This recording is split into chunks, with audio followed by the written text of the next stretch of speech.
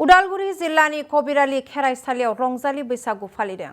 आइडेवर बियाब लाइमोन आफाद दुलाराय बाथौ गौथुमा रंजालि बैसागु फोरबो फालिदों। सानसेनि गाबगोनां हाबाफारिजों हारिमु आयदानि बादायनाय हाबाफारि लानाय जायो आरो बे हारिमुनि बादायनाय हाबाफारिखौ बेखेवनानै होयो पहर चन्द्र बर'आ। बिथांजों लोगोसे माननि आलासि महरै नुजाथियो हरेन बर' आरो हरेश्वर बर' आरो गोबां लाइमोननि बिबानगिरिफोराबो बाहागो लायो। दिनैनि हाबाफारियाव गासै गं 25 गामिनि बादायगिरिफोरा बाहागो लायो।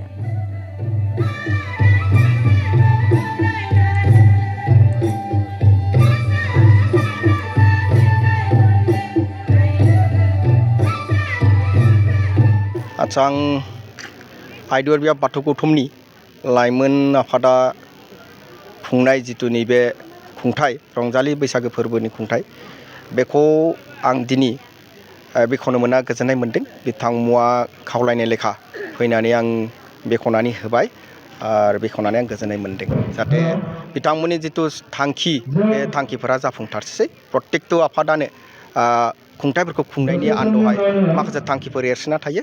बे थांखिफोरा जुदि मोजाङै जाफुंसारथों बेखौ मिजिंथियो। बेफोरबायदि खुंथायनि गोनांथियाथ' बहुद दङ। खारन दायो जों नुदों गामि गामि जा बैसागो मागिनाय बा बैसागो जानाय मोसानानै न'खर मोसानानै जायफोरा माने बे हारिमुखौ खुंबाय हादों बेफोरावहाय जों नुनो मोन्दों रंजानायल' जादों। आरो रंजानायनि गेजेरजों मोसानो थांनायाव जितु माने थियरिकेलि जानांगौ बे थियरिकेलि मोसानाया जाफुङा। बेयावहाय ओरैनो रंजानाय हिसाबै जाब जायो।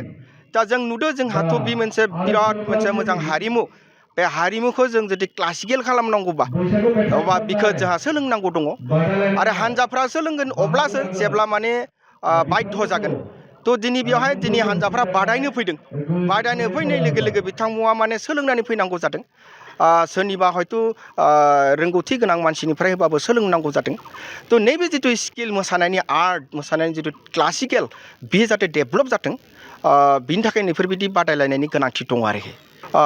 जोबोद मुलाम्फा जागोन। जों माबायदि जों गावनिखौ खिथिनांगौ जायो। दा खिथिनांगौब्ला जोङो माखासे माने बेफोरबायदि खुंथायनि गेजेरजों जों गावनि गामि बर' गामिल' जों खुंबाय थायालासिनो एसे बायजोआव ओंखारबोनानै एसे गुवारहै बेफोरबायदि जों जुदि खुंथायफोरखौ खुङोब्ला गुबुनाबो नुगोन आरो जोंनि जिफोर मोसानाय बे मोसानाय आदब खायदाफोरखौ जुदि एसे मोजां